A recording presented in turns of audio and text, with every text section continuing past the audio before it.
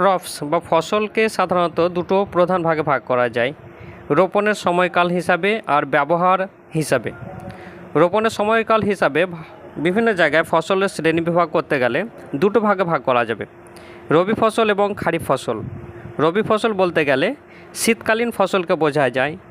প্রধানত জলসেচের ওপরে শীতকালে এই সমস্ত ফসলগুলো চাষ করা হয়ে থাকে। যেমন রবি ফসলের উদাহরণ গম, যব, আলু, বিভিন্ন রকমের তৈলবীজ ও ডাল।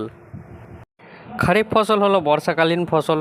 বর্ষাকালে বৃষ্টির জলের উপর নির্ভর করে এই ধরনের ফসলের চাষ হয়ে থাকে। যেমন ধান, পাট, ভুট্টা, আখ, জোয়ার, বাজরা, কার্পাস হলো খারিফ ফসলের উদাহরণ। ব্যবহারের প্রকৃতি অনুসারে উৎপন্ন ফসলের শ্রেণী বিভাগ হিসাবে যদি ধরা হয়ে থাকে, নম্বর 1 খাদ্যশস্য, ধান, গম, ভুট্টা, জোয়ার, বাজরা, রাগিকে খাদ্য শস্য ধরা হয়ে থাকে। রোপণাত্মক বাগিচা যেমন